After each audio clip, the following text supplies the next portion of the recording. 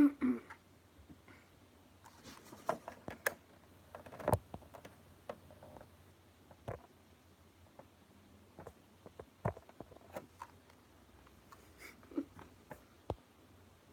cool. So, someone's here.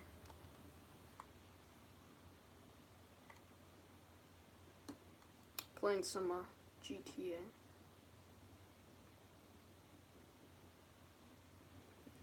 Alred Films, hello. Hi, Alred Films.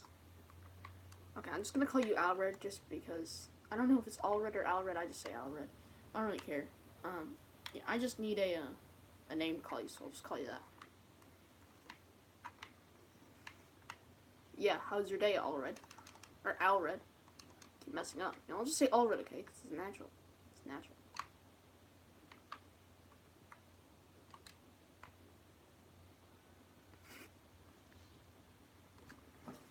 Yeah, how's your day?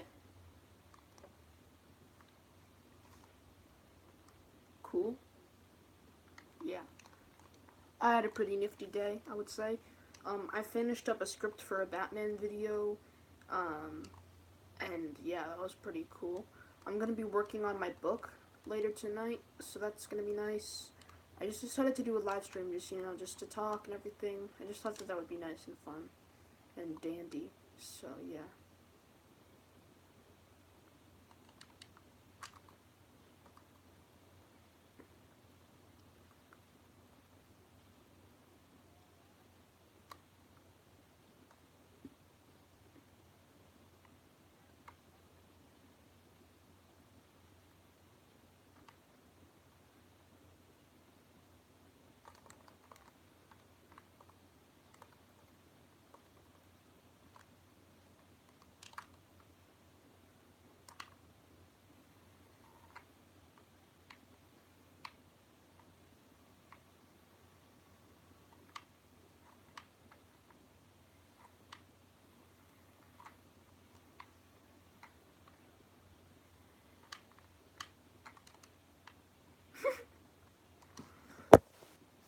Anyone have any things to say? It's kind of weird. Nobody's talking or anything. I mean, Nightwolf was supposed to come on, but I guess he didn't. So, you know, that's interesting.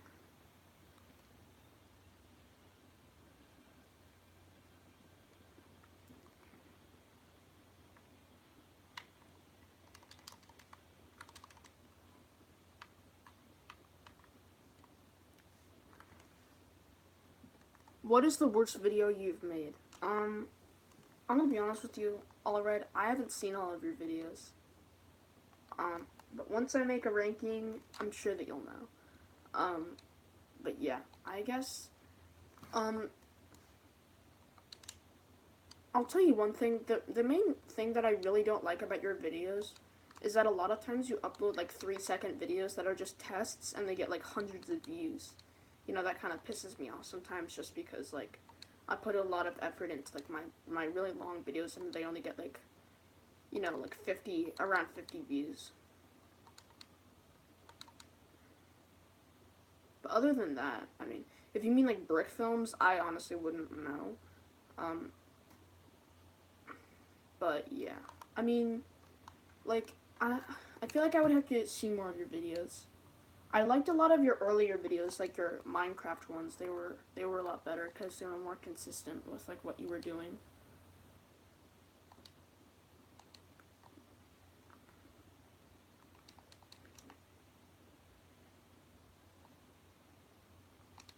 But yeah, Nightwolf was supposed to come.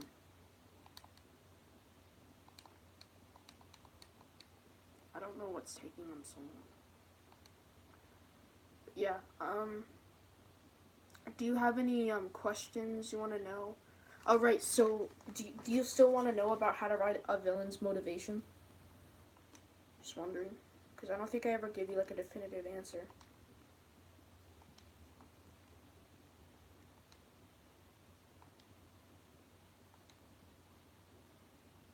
Yeah.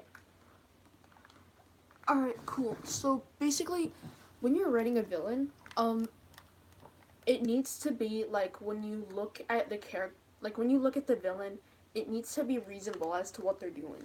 You know, um, it's like the thing that they suffered through and the thing that they're doing, like the bad thing that they're doing, they should be connecting. It's like if my dad dies, I'm not just gonna go over and shoot up a school.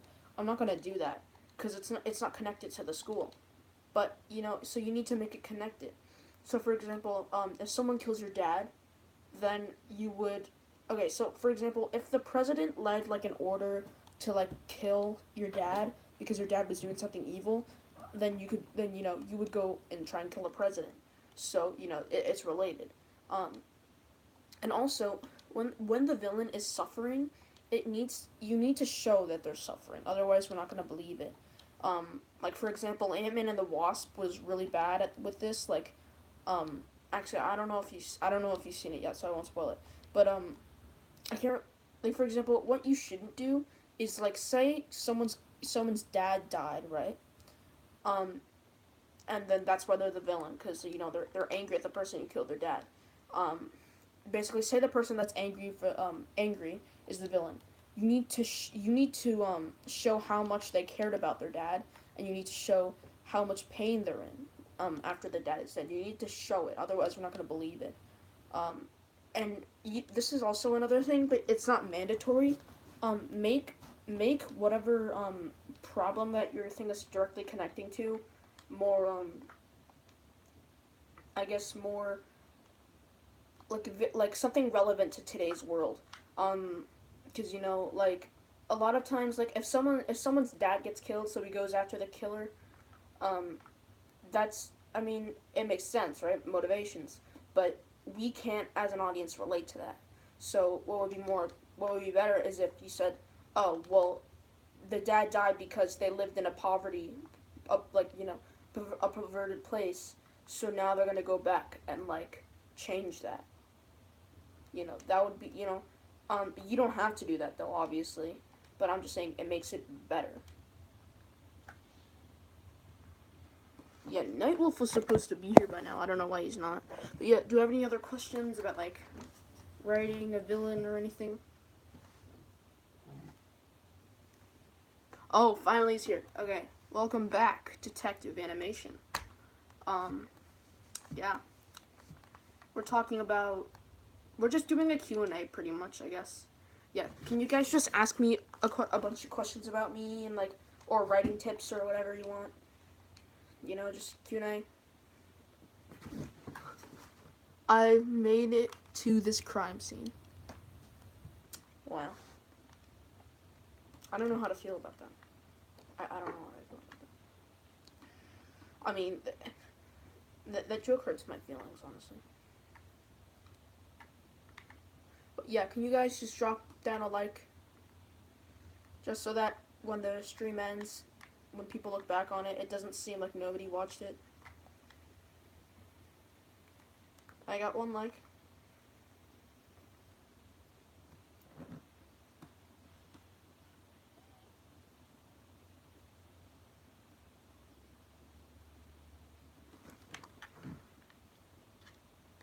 What would you say is the best Batman video I've made?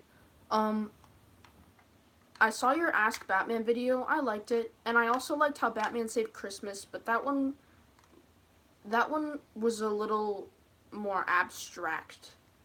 The Batman saved Christmas. So I would have to say at the Ask Batman one probably.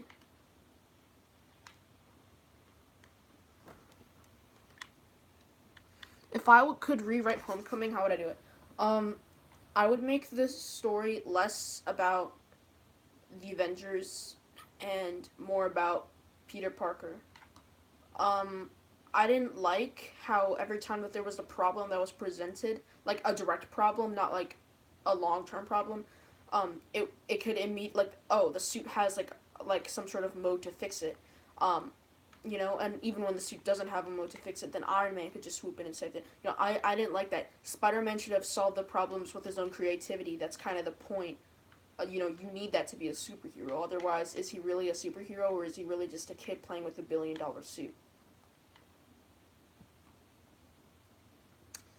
But yeah, and I also think that after. Oh my, sorry, I just got destroyed in GTA 5. But yeah, I also think that like after the Peter like rejects the Iron Spider suit, he shouldn't have like gotten the regular suit back. I thought that that was just stupid. Because it defeated the whole entire purpose of the movie. It's kind of like Deadpool 2 at the end of Deadpool 2. Spoilers, by the way.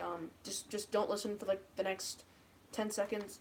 Vanessa dies, and so basically, in the end credits scene, he revives her. But it took away the whole entire point of the storyline. The whole storyline was him getting used to, not being without her. So, yeah.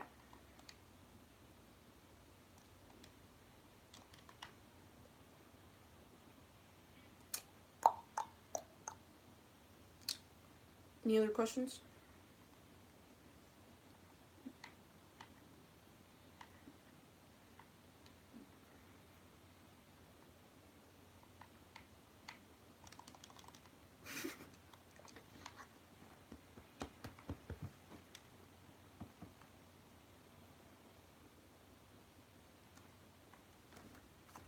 Would you rename Homecoming? Um, no. I think I think it's an appropriate name because I think um I think the main story like it's three things. Homecoming is in the dance. Homecoming because Spider-Man finally came home and to the MCU to Marvel, and three, um, it's coming of age. Top MCU films: Infinity War, Thor, the first one, um, Iron Man, Winter Soldier, and Black Panther. Those are the ones that I like. If you could rewrite one of my videos, how would you do it? Um, I think the problem with a lot of your I think I would rewrite Jack and the Sword. Um, I didn't really understand what was going on the whole entire time. Like I didn't understand who Jack was. There's no backstory to that. There's no backstory to who the sword was. And of course you could reveal it later. It's a series, but I mean there's only so much that you can quote unquote reveal later because otherwise it's just weird. It's like if you saw some guy literally just like shooting lasers out of his eyes and then talking to this guy and like them getting in a fight over things that we have no idea what they're talking about. You can't just have that in episode 1 and then say 7 months earlier. You can't do that because we don't understand what any of that was supposed to mean, so it's kind of pointless. Um, but yeah, I definitely would have explained more backstory as to what was going on. I would have started with Jack, then start with the sword, how Jack and the sword got to like, you know, you know. Um, the thing is, you did kind of inspire me a little bit. Now, don't take this idea because I mean it's mine. But basically, I had this idea where the sword was alive, and so basically, you know, they talk to each other, and it's like a buddy cop thing. But that's my idea, so like, don't take it. You know, it's my idea. Get out, kid. But I mean, if Jack and the Sword was my series, then I would have done that.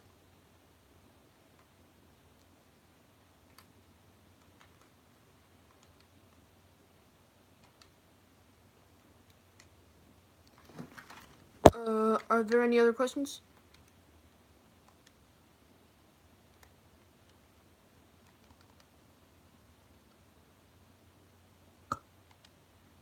Excuse me.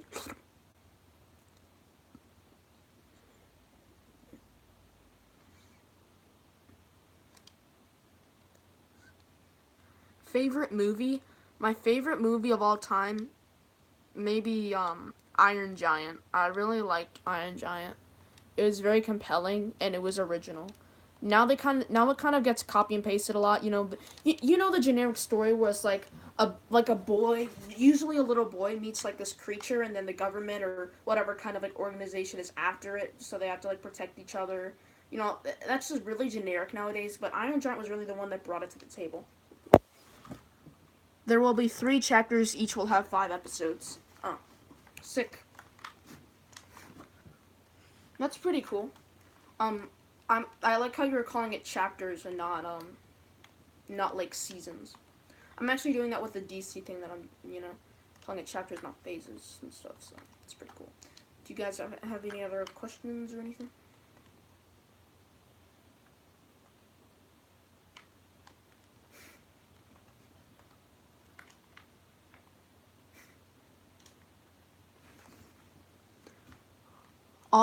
It will all be explained. Yeah, I think that that's the problem then with your series, because you can't just explain it all in chapter 2 if you have no idea what's going on. But yeah. Working on Spider-Man Homecoming rewrite. I've actually been working on a Batman v Superman rewrite and a prequels rewrite for Star Wars, I mean. And also the Last Jedi rewrite. I like to do a lot of rewrites. They're pretty fun. I haven't really picked up with them in a while. But yeah. I think that Homecoming, you know, it didn't... It's one of those films, it's kind of like Last Jedi. It's one of those films where, like, if you're gonna fix it, you have to, like... You have to, change, like, everything about it. You know? Not because everything's bad, but just because, like, everything connects. I guess. But yeah. Honestly, Alred, I feel like you shouldn't reveal everything in chapter 2, because I wanted to know everything now, because I literally have no idea what's going on in the script right now. I just see Jack taking down criminals. I'm like, okay, Jack's taking down criminals. Why is he taking down criminals?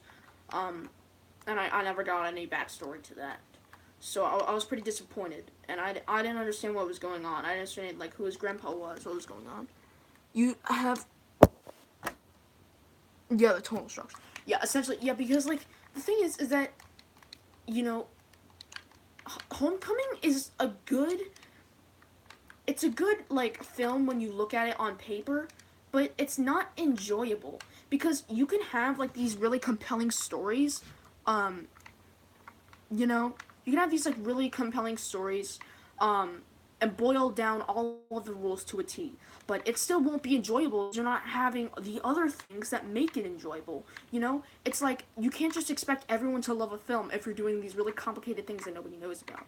It's like, if you have a character arc, the people who don't have no idea what a character arc is are not really going to be affected by it, whether or not there's a character arc in it.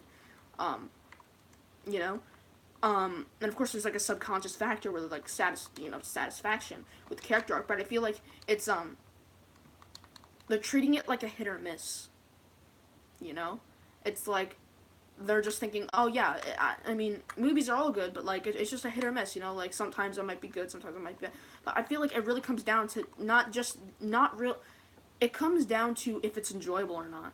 There are films that are so bad that they're good, but they're enjoyable. I'd rather have those films than bad films that aren't as bad, but they're not enjoyable. But yeah. That's all I have to say about that. Not everything. Same opinion I had on Homecoming. Homecoming had a target and yeah. The problem is that they revealed way too much in the trailers. The point of a trailer is to show as little information as possible about the events of the movie, the plot of the movie. Homecoming literally showed 100% of it. So this is what I learned from Homecoming.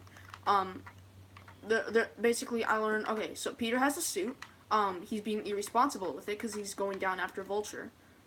You know, and then so Iron Man's like, no. Then Spider-Man goes to a ferry to take down some thugs to find out stuff about Vulture.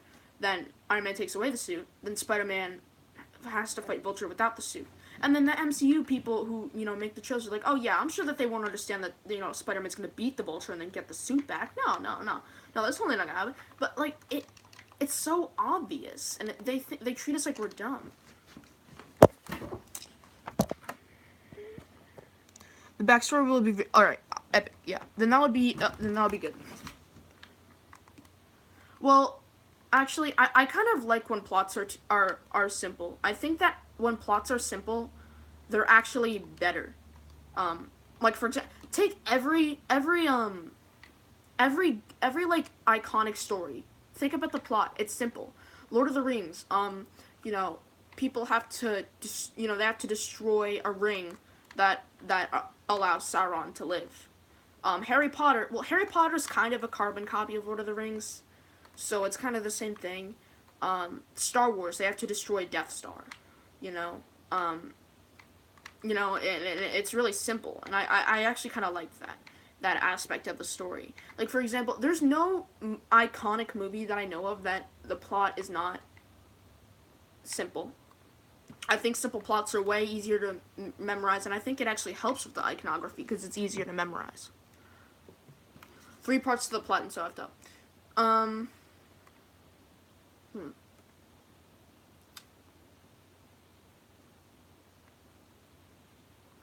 I feel like the idea of the plots were good. Sorry, the parts were good, but you know, I think the execution was where they went wrong. Um, you know, when I was like when I was watching the movie, I kind of was left off disappointed because I was like, this Spider-Man isn't really Spider-Man, I guess. You know, he was getting away with so many things. And the point of Spider-Man is consequence. That's like the whole entire point. You know? Like, we had a whole entire movie, Spider-Man, which was just about consequences. Spider-Man 2, you know? There's always going to be consequences, even when you do the right thing. You just have to have the willpower to do that thing. That was the theme, responsibility. And ultimately, he chose responsibility over Mary Jane, the responsible thing to do.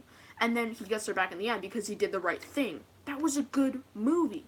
And I think it would have been a little more compelling if he didn't get with Mary Jane in the end. Because, you know, it shows that, like, you know, consequence. But you still get that point across, you know, the consequence. And there was no consequences in Spider-Man Homecoming. You know, like, sure, he got the suit taken away, but then he got it back. For doing the exact same thing. So it's obviously like, yeah, preach. So it's obviously like, you know, Spider-Man doesn't learn anything. Like, literally, he gets the suit taken away for a reason. Because, you know, he went after the Vulture, which was reckless. Then he gets the suit back, because he fought the Vulture, which was brave. It doesn't make sense. And then, like, also, when he wanted to go back onto, like, the team, you know that, like, the thing that they were doing, like, why they were going to, like, the Washington, D.C., like, the team that they were on. Anyways, so he quits that, because he needs to do Spider-Man stuff. Then he joins back in, and they just accept him. And, like, the closest part that they get to consequence is when Flash says, no, we can't just let you back in. You know, that was I'm like, oh, okay, cool, there's consequence. But then the teacher literally comes in, he's like, oh, Peter, cool, you're back on the team. And they played it off as some sort of joke. Even, it's like a self-aware joke, but just because a joke is self-aware, it doesn't mean that it makes the plot hole better. Or it's not even plot hole, but you know what I mean. It doesn't make the mistake, like, oh, God. Sorry, I'm just... Sorry, I'm just doing this song. Alright, never mind. So, that's why I gave Spider-Man Home... Yes, I know. Yeah, I agree with that. I don't really agree with... Sorry, I was driving a truck, and some guy on a moped was, yeah, exactly, Deadpool 2, because he gets back Vanessa. But basically, you know, so basically, I was, some guy on a moped, I was basically on a truck and I was just gaining on him, and then I slammed my car. Oh! Sorry, my moped just caught on fire and then I blew him, sorry. Yeah, Deadpool 2, let's talk about that. Deadpool 2, like, the whole movie was really good until the end credit scene. I am profusely astonished at that happened. Alright, okay. You know, that is just so heinous and disgusting. Like, I know that I just really hate that they brought back Vanessa. It's like, what are you doing? Sorry if you haven't watched Deadpool 2. I mean, just, it's one of those movies where, like, just don't watch the end credit scene. It's so much better if you just don't watch the end credit scene. You know? The whole entire point of the story was that Deadpool can get along without Vanessa. Vanessa isn't his life. And that was good considering that the whole entire plot of Deadpool 1 was for Deadpool. His whole motivation was Vanessa. So, pretty much, you know, now that you're showing he doesn't need Vanessa, that's showing that he's an independent character. You know? That was his whole arc. He thought he needed Vanessa, but then he realizes, no, I can do this without Vanessa. I'm not a broken person. You know? And that They ruined it. I'm really disappointed just because now that I'm getting to know like how to write stories better. Yeah, killed his character. Yeah, exactly. Because like it was because think about this. Deadpool 1, Deadpool's motivations for the first Deadpool movie was completely Vanessa. So we know that he loves Vanessa very dearly. Um, and so but then so Deadpool 2 was set up to show that he doesn't need Vanessa.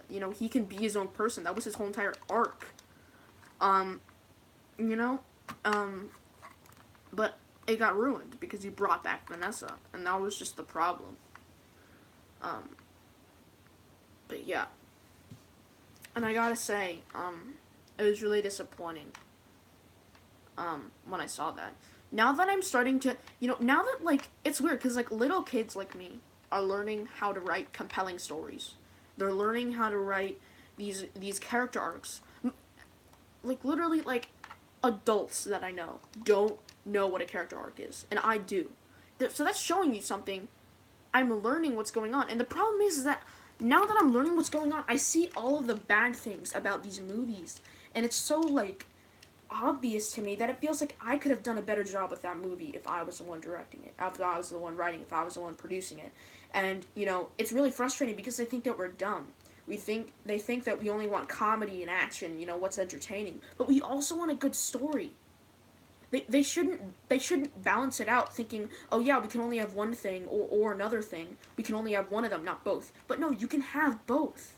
And it's so frustrating to me because they think that they're two opposites. They think that enjoyability and good writing is just polar opposites, but it's not. They come through the same thing if you think about it. And all you have to do is just make a good story. And, I guess success comes with that.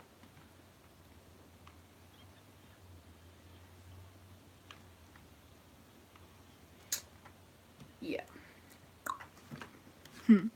Yeah, does anyone else have any more questions or anything?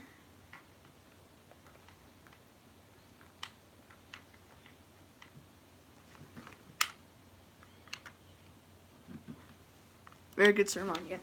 Well, yeah. I don't know, I guess I'm just good at speeches when I'm, like, passionate about it, It's one of those things. I am so getting arrested. Sorry, I just did some, like, very illegal stuff in GTA 5. Yeah, does anyone have any more questions about, like, movies or writing or me, even?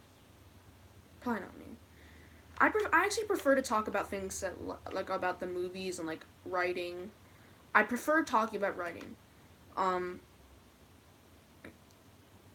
But yeah, people always say, like, why did you start animation in the first place? The direct cause was just for fun. But the main reason why I do animation now is so I can, okay, I want to be an author when I grow up, and I've already told people that, but some people might not know. I want to be an author when I grow up, and I'm using these videos that I make as practice to work on my craft. Would you like to change my mind on Black Panther and how I think it's bad?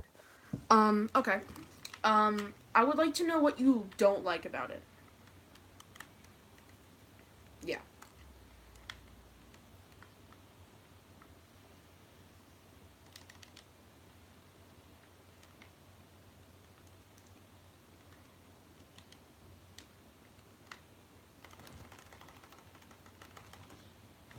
I just got gunned down in GTA 5. I'm so sad. How's the animation? I gotta be honest, man. Your animation has never been superb. It was okay. I mean, it was a little more smooth than usual, but there was no ease in, ease out, and it just felt unnatural. But yeah, it was okay. It was definitely okay. It's not to the point where I can't tell what's going on. But yeah.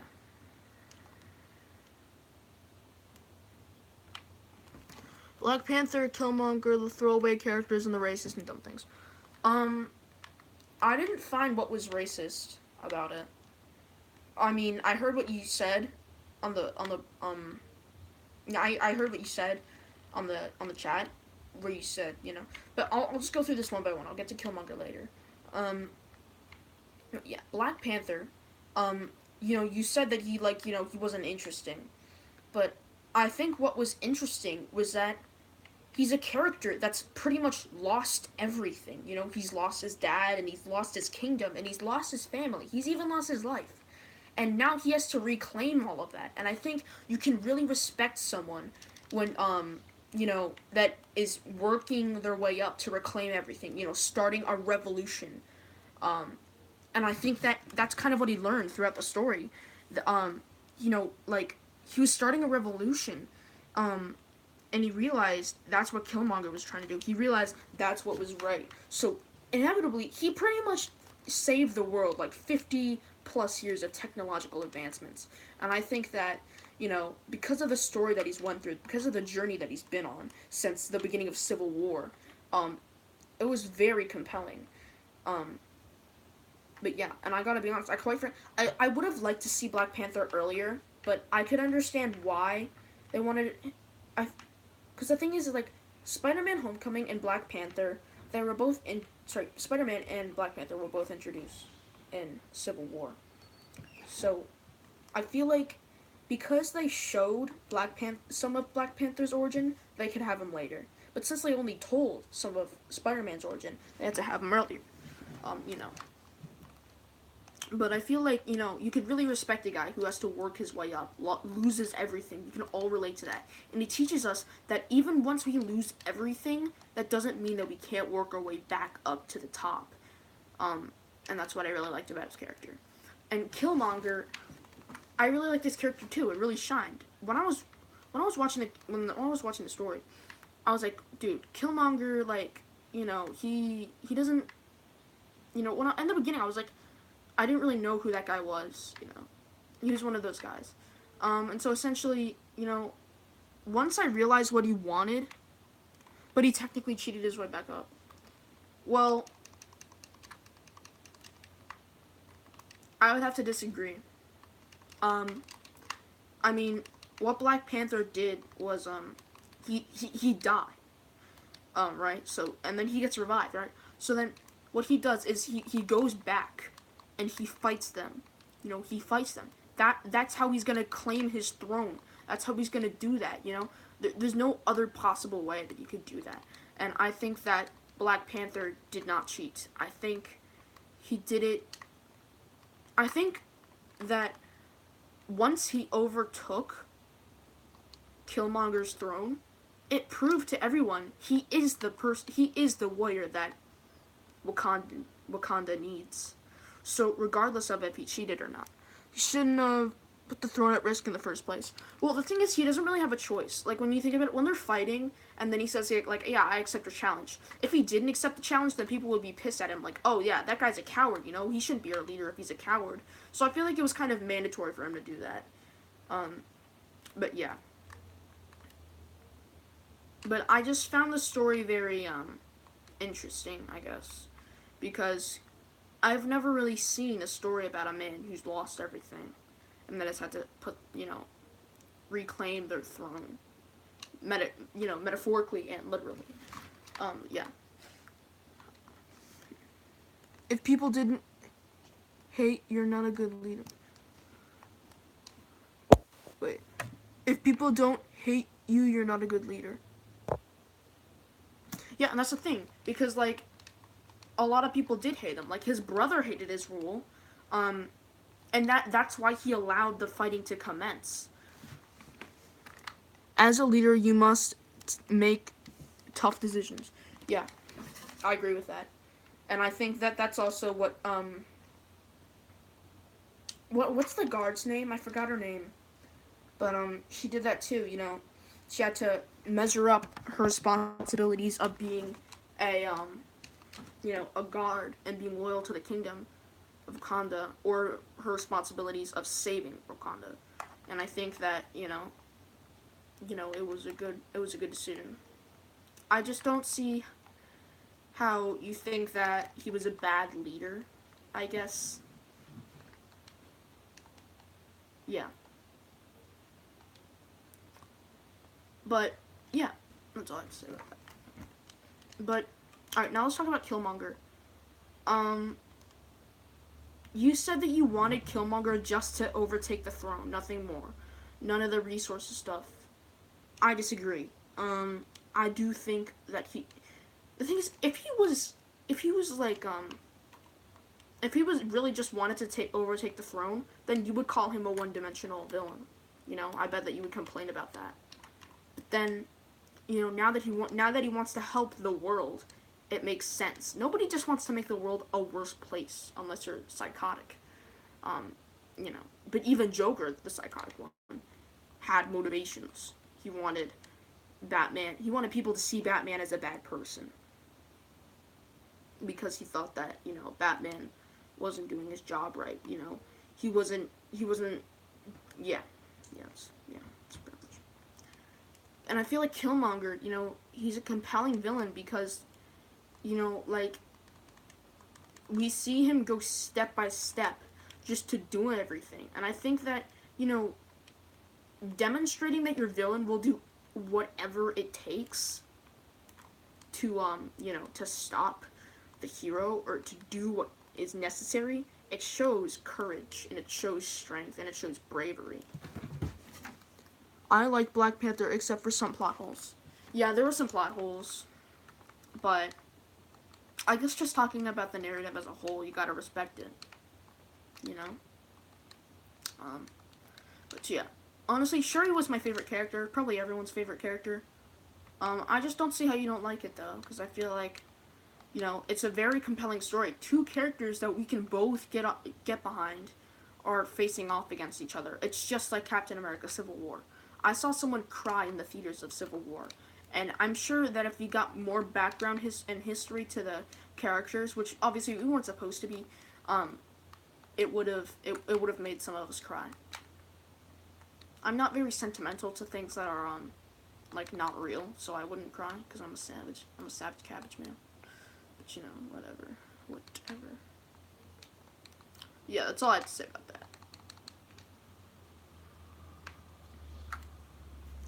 Do you have any other complaints about the film as a whole?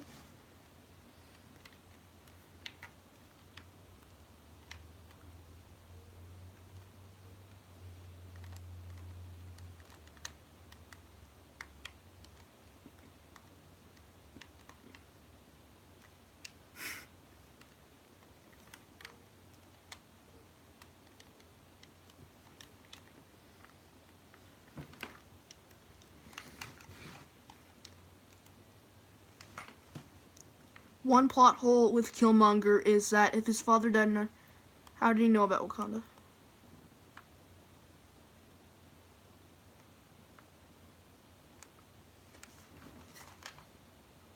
That's true. I don't know how.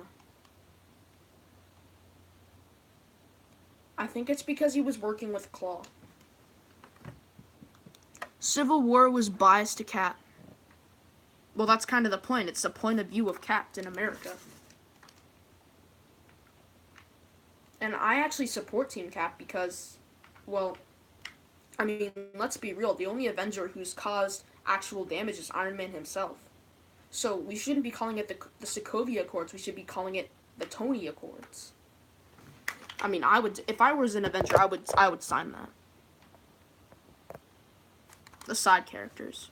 The side characters in Black Panther or Civil War?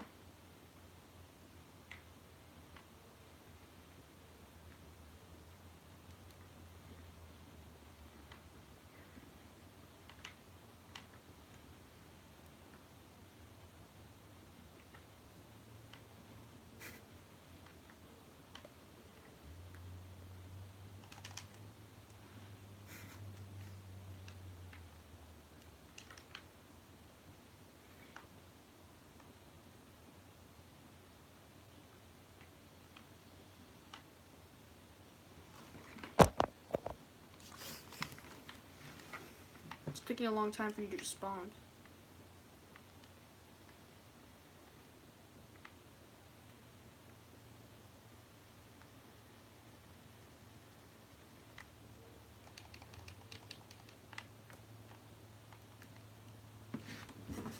Both, really. Um, I gotta agree with you on the Civil War one, but for Black Panther, sure he was a side character. Um, you know, um, what's her name? Okore or something like, I don't know, something like that. She was interesting because it was like, she's his ex, right? She's his ex-girlfriend. Or is it the bodyguard? I don't know. But I'm talking about his ex-girlfriend. So basically, they they don't love each other anymore. But it's showing that like once he loses everything, she's there for him, and that really paints a picture of what love is like. So I liked that, even though, let's be honest, most girls and boys only care about looks nowadays. So I'm kind of screwed, but whatever.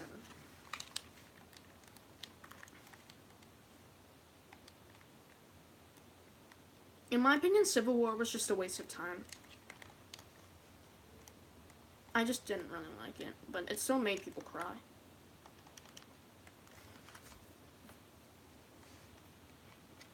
Do you guys have any questions about like writing tips or anything?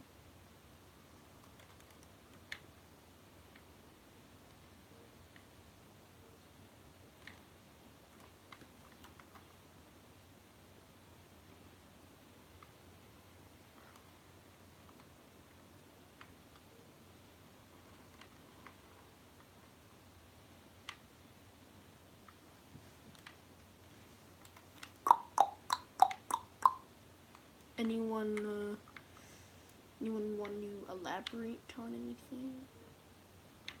Spider-Man. The first one, the first Spider-Man movie. You want me to talk about that?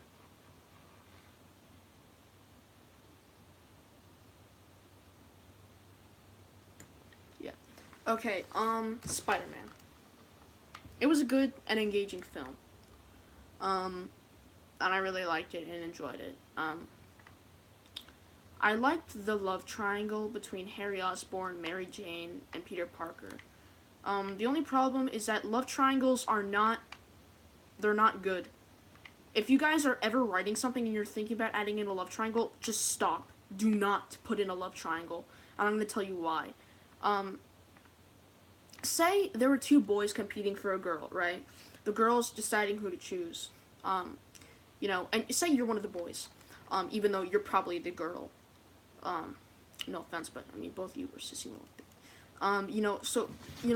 Would I really want to be with a girl who, who is struggling to choose between me or someone else? I want a girl that without a doubt wants me more than anyone else, So, yeah, fight me more. I want someone who will love, who, like, does not take time to choose between me and some other guy.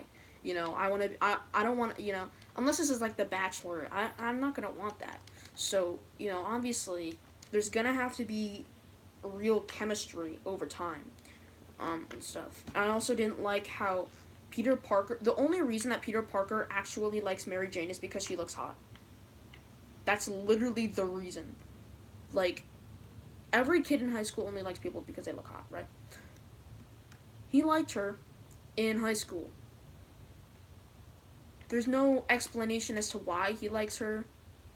I mean, he said that she was sweet once, but she's not, so how are we supposed to believe him?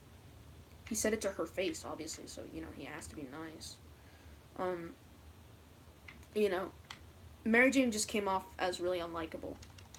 And also, I didn't like how it was like love at first sight. The second that Peter Parker first saw Mary Jane, he was in love. That's not how real life works. It takes time for people to develop feelings for each other, and you know what that's called? Chemistry. And that is what you're supposed to have when you're, doing stuff. So, yeah. Pedo Parker, yeah. Not far off from the truth. Anyone have any other questions or anything?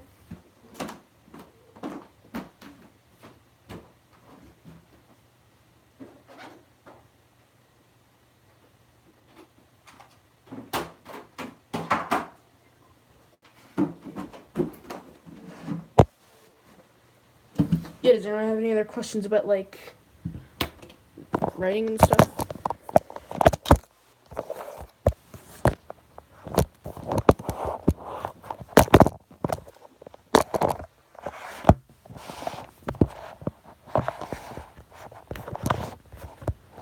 Spider-Man Homecoming versus Spider-Man.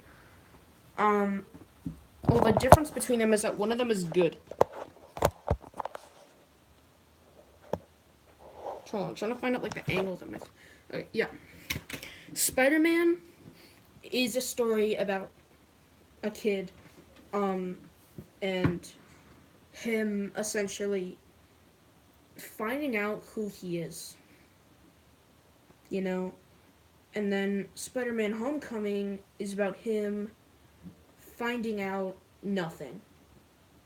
Literally, there's no change in his character because he accepts the suit that Tony Stark gives him. Literally, there is no character development. There literally is not. I mean, there was until it got ruined. So literally, there is no character development. That's just a fact. Because it's all for nothing. So, yeah, one of them's good, one of them's not.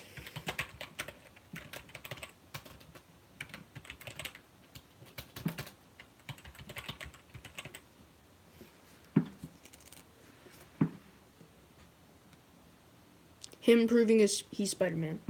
No, I don't believe that. I don't believe that at all. Yeah, I don't believe that. I've debated people before on Spider-Man Homecoming. It's overrated. And I think that that's because it's an MCU movie. I haven't heard of a film since Thor: The Dark World that got bad ratings. And I think that it's because the MCU is overrated. And I'm not exaggerating when I said that. The MCU is overrated. Sorry, I'm just logging out of porn. I can go. Oh, agree. Yeah, does anyone have any more questions about, like, stuff? Because I can answer that stuff if I have the answer.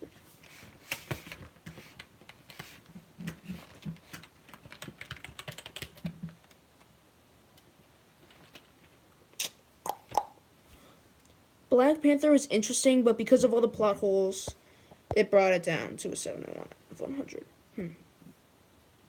I understand. That makes sense.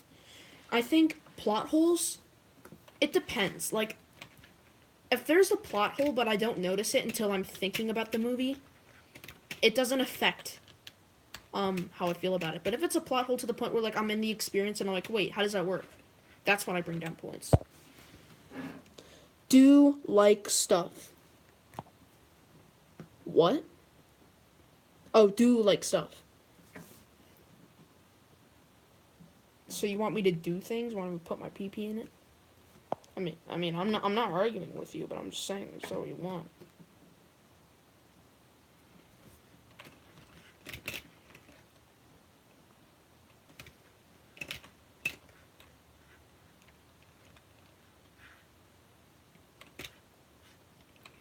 But in all seriousness, guys, I think today we've learned a very valuable lesson that, actually, no, I don't recall, learning anything. I don't know. Well, yeah. Anywho, what movies do you want me to talk about now? I guess. Big PP. Big PP suck. Yeah, what movies do you want me to talk about now? Or do you want me to talk about your films? That would be interesting, because I like giving people advice.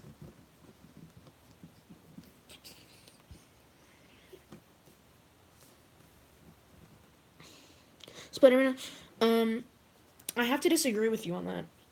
I think Spider-Man 3 is very underrated.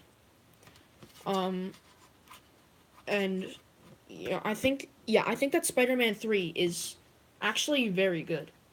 The story is about Spider-Man being corrupted by this venom and then, basically realizing what's going on. And he realizes that the venom has basically ruined his life. So now he has to piece it back together. But the only way that he can do that is moving on. But the thing is, Spider-Man, we have never seen a Peter Parker before in this universe who hasn't liked Mary Jane. Never. The first line that he has in Spider-Man 1 is about him liking Mary Jane. Or it's like something like, oh, if someone told you that I was an ordinary kid, they lied. You know that line, but the second line. You know, so him moving on, he's moving too fast. He's going with Grant. He's trying to rub it in her face that he's moving on, when really he hasn't. And I think that's the tragic part, because he doesn't know how to move on. And but yeah, there were a lot of cutscenes from Spider-Man 3 that I think should have been kept in. But other than that, I think that the movie was very good. People always hate the street dance scene, but that was actually really good. I'm not like just kidding. Like, that was actually a good scene. It's not cool. It's what a nerd thinks is cool. It was never supposed to be cool. It's supposed to be what Peter thinks is cool, because he's changing because of the symbiote.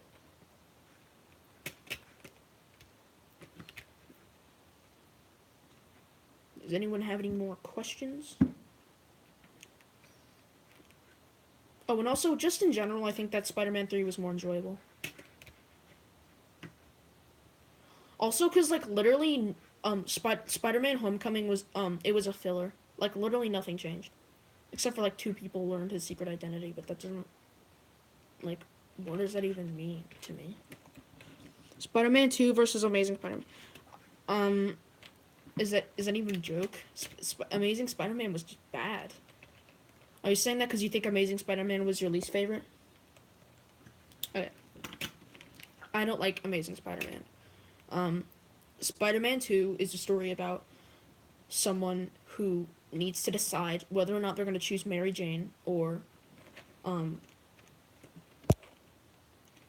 yeah, who's going to choose Mary Jane or his responsibilities as Spider-Man. And this is where a lot of people get hate, like, the film gets hate for this, where they say that, Spider-Man, Peter Parker shouldn't have quit being Spider-Man. They say that was selfish on his end, and of course it was. Of course it was. But you have to remember, this isn't a Spider-Man film. This is a Peter Parker film. And more than that, it's not even just a Peter Parker film. It's a good film with Peter Parker in it. And they don't care about being loyal to the character. They just care about making a good story. And if you're making a character with well-rounded values like Spider-Man, you need to show them how they got those well-rounded values. Otherwise, it's just not going to make sense. Nobody's perfect, obviously. They have to work their way up to not perfect, but better. But yeah, Amazing Spider-Man was about about a person who they deliberately told everyone he's the only one that can be Spider-Man. The franchise was made to keep Spider-Man from Marvel and to keep making money. And I think that when you make a movie, for any reason except for quality, it will 100% of the time suffer. And that is a fact. There's no other circumstance where anything will be different. But yeah. And so, Amazing Spider-Man is not amazing. I mean, let's just get that out of the way. Spider-Man. Alright. Well, the first Spider-Man, it was about Peter finding out who he is, and that was nice, because that's what every teenager has to go through in their life. Finding out who you are. And I really liked that part about the story. It was really representative of the people that it needed to connect to, while still telling a quality story. And it felt very vintage, which I liked about that. So I'm just playing Minecraft. Gotta go vote real quick. Be back in a few minutes. I guess he's voting for Trump. Whatever. Yeah. And then dog poop, I would say, is it's they cram too much in it for too much fan service, and the story's weak because it was made for money. Loki versus Thanos. Obviously Thanos would win. I mean, considering the fact that Thanos kind of choked him to death. So I'm assuming you mean by which character is better. Thanos, by far. I would have said Loki at a point in time. A few years ago, I definitely would have said Loki, but now I gotta agree with Thanos. It's Thanos. Um, Loki. He's this character where basically, he's always trying to get this approval from his father. He never wanted to be the king of Asgard because of power. He wanted to be it because he wanted to impress his father, to show him that just because he's an ice giant, it doesn't mean that he has to be a bad person. And once he's holding on to Thor's hand when he's almost about to fall off of the um, Rainbow Bridge or whatever, and then Odin tells Loki that he's disappointed in him. He realizes the whole entire quest that he's been on to improve and impress his father is done. So he kills himself. But then, in Avengers, he comes back, and that ruined his whole entire character. So, yeah. Thanos is a very compelling character. Because not only is he menacing, but he also cares for Gamora. When Gamora says that she hates whenever Thanos sits on his throne, he sits on the steps. It shows that he cares about her. That he's not just one guy, it's a one evil guy that doesn't, hates everything.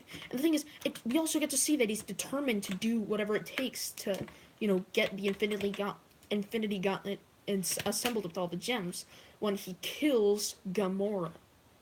And that was very heartbreaking. If they had spent no time together throughout the movie, we would have never known who Thanos is to Gamora and who Gamora is to Thanos. So, yeah. Anyone have any more questions?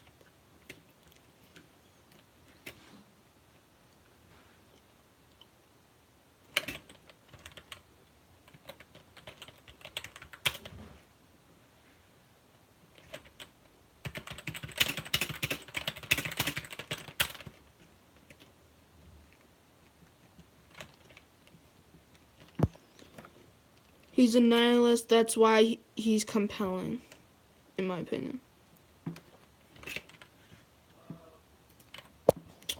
Hold on. I'll be right back.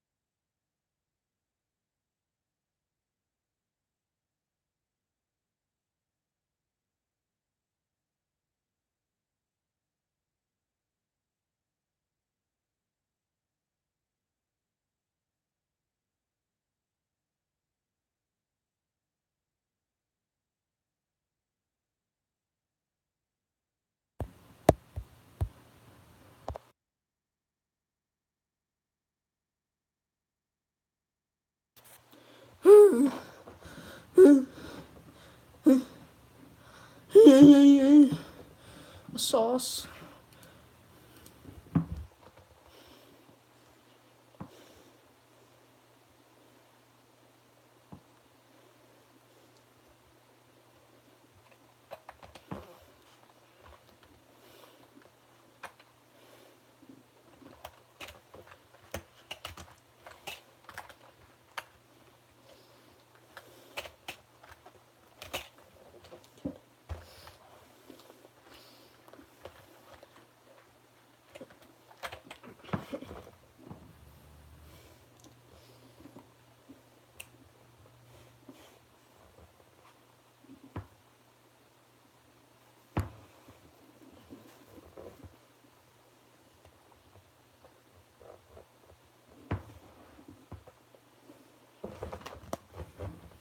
Someone else has unscrambled it. Scrnan sauce nas wow. Okay.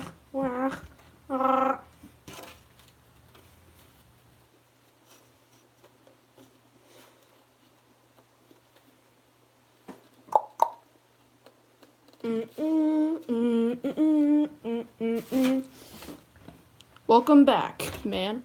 Sorry, I had to go walk my dog. So, yeah. He's a new dog, so that's fun. Yeah. The last dog kind of died recently, so that's fun.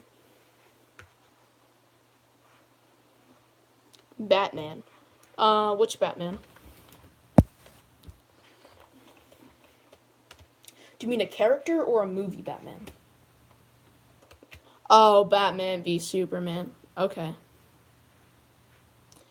Do you want me to talk about the film as a whole or just the individual characters or both? I'm assuming both. So yeah, I'll do both. Let's talk about the film as a whole. There were a lot of things cut out of it that shouldn't.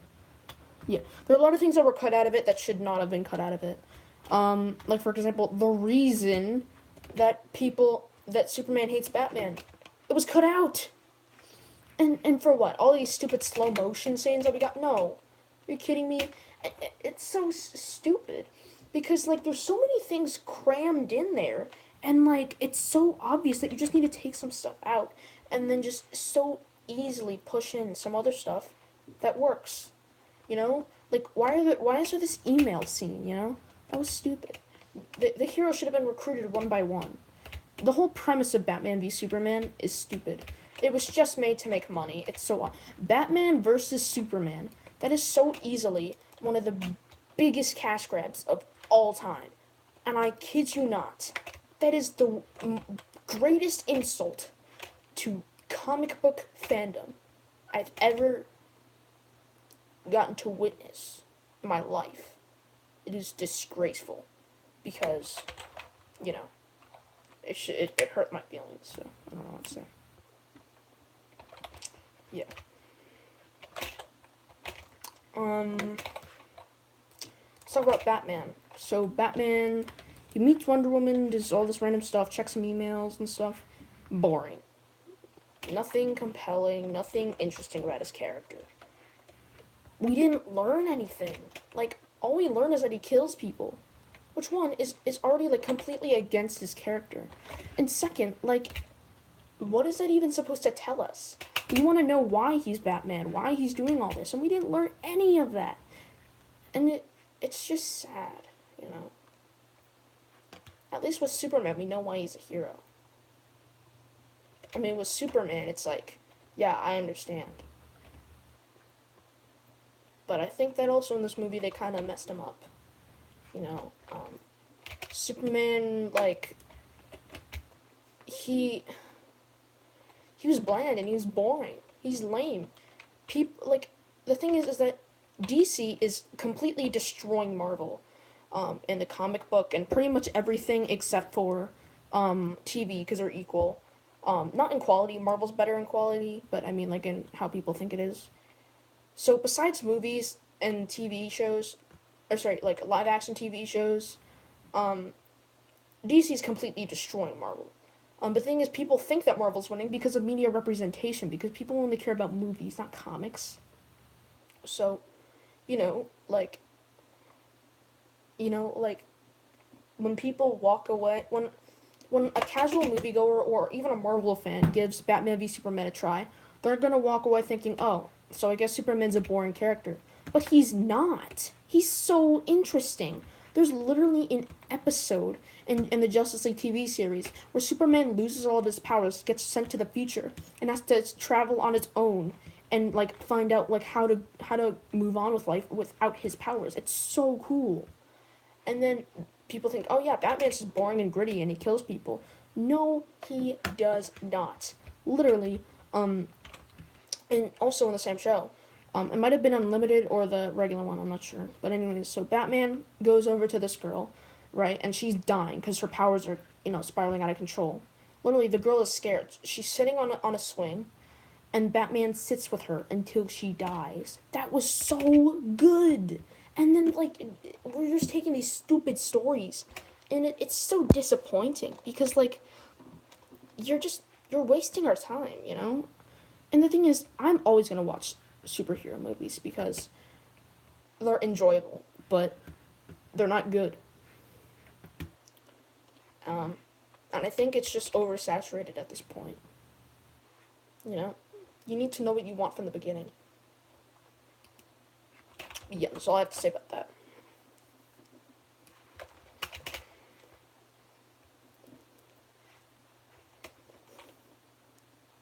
Flash racing Superman. I actually really like that scene from Justice League. Um, I don't know. I don't know anyone who doesn't like it. I like that scene. Um, it made me feel like the Justice League was closer. Because when you're watching Avengers: Infinity War, or when you see a trailer for a new Avengers movie, you're thinking, dude, this is gonna be epic.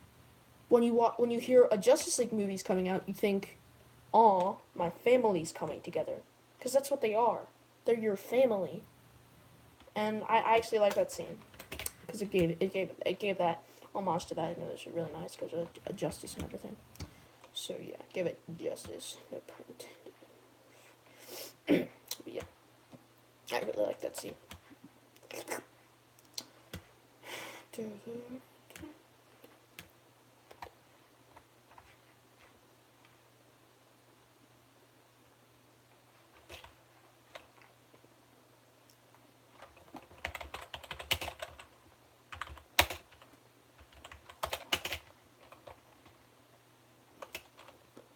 Man of Steel. Oh, and Wonder Woman. Okay, start with Wonder Woman.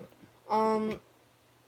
Well, it was good, but there were the third act was a mess. You know, I think I can say this for everyone when we all agree that once Steve Trevor told Wonder Woman that maybe that's just who people are, that maybe there are just evil, that should have been the end. And Wonder Woman should have been like, that should have been the end of like all the fighting and like their plot. The story, however, would wrap up with Wonder Woman realizing that there's still good people out there in the world, you know, and that they're worth fighting for. They're worth fight. One good person in the world is worth fighting for 1,000 bad people. That should have been like something that she was doing. And also all the soldiers that she was fighting with, that she met in the cantina, um, they none of them had character arcs. Like one of them had PTSD, and he couldn't fire a single shot. They never paid it off with him finally firing a shot. No, they kind of just backed him up. Said no, just get out of the story. But yeah. Man of Steel. Man of Steel. I liked Man of Steel. When I saw Man of Steel, I never thought of it as bad. I thought it was okay. You know. It was one of those movies where I thought that I knew that I liked it, but I thought that other people wouldn't like it, and I guess that was true. You know, and I think that it was really.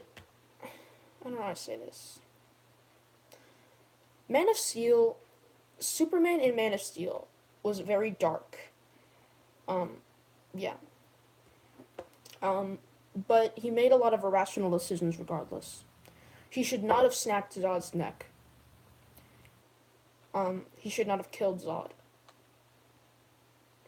He should have had to send Zod away, which would still be heartbreaking because Zod is the last Kryptonian that's alive, and Superman has to take him away. You know? And, like, killing is just out of character, you know? It's like, there's a difference between trying to make a good movie that isn't loyal to the comics, like Spider-Man 2, and a difference between completely destroying what the character's morals are, you know? Um, and I just didn't like that, you know? But I thought that a lot of other things were very interesting. I didn't, it felt a little bit generic to me, though. I guess that's how you would say it. I also don't like how the new Superman suit in Justice League is, like, turquoise and not, like, actually, like, dark blue. Like, have you noticed it? Like, in the Justice League film, the suit is, like, turquoise. I don't know. It's, like, teal. It's really weird. But, I don't know. But, yeah, do you have any more questions or anything?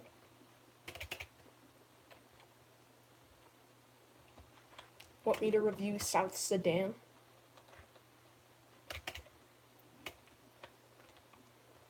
South Sudan is probably one of the worst countries of all time, to be honest.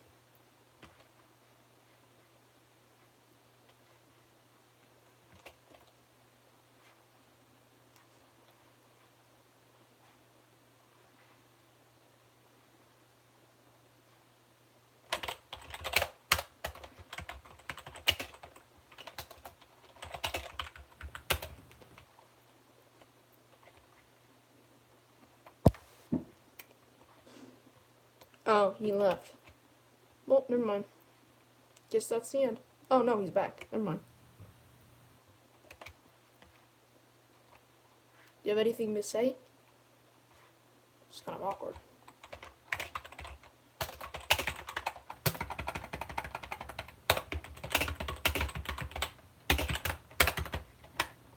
Do you have any movies I could, No? It's kind of awkward. I expected you would say something. I don't know. Anyone here?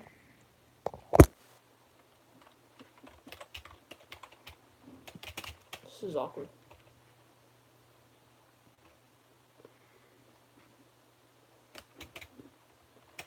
Do you have anything to contribute to the conversation? No?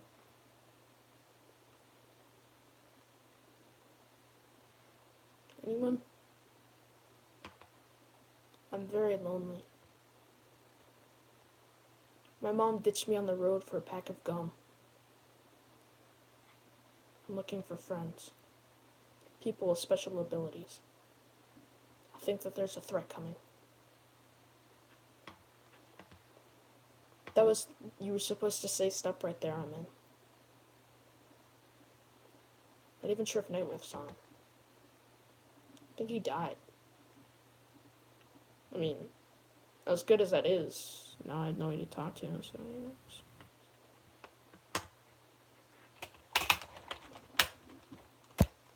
Anyone have anything to say?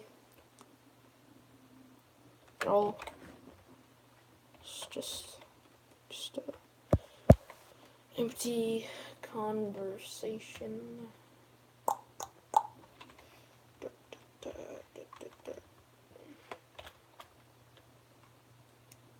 So nobody has anything to say or anything. Just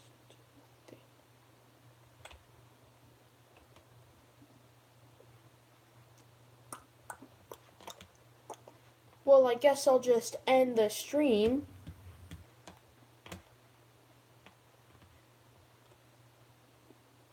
You were supposed to say something there. Is anyone here? Oh no, there's 0 people.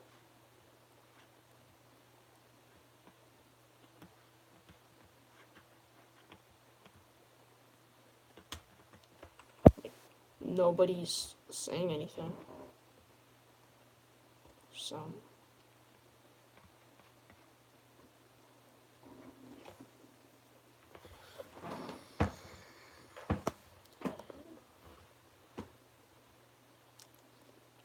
Anyone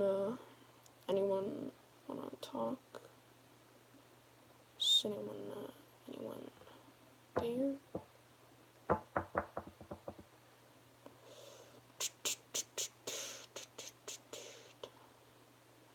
Time. Anyone want to talk? Just gonna point at the screen. I thought someone would be here. Nobody's here, so spaghetti. Am I right? Yeah. Yeah, literally nobody's here, so guess I'll just quit. BRB.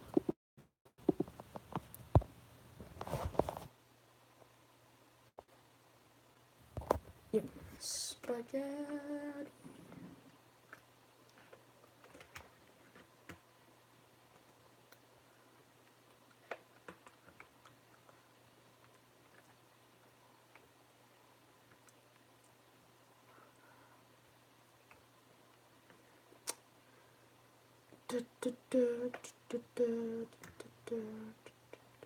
Well, I guess nobody really wants to talk, so whatever. Peace, peace, everyone. Peace out. Cub a scout. Yeah.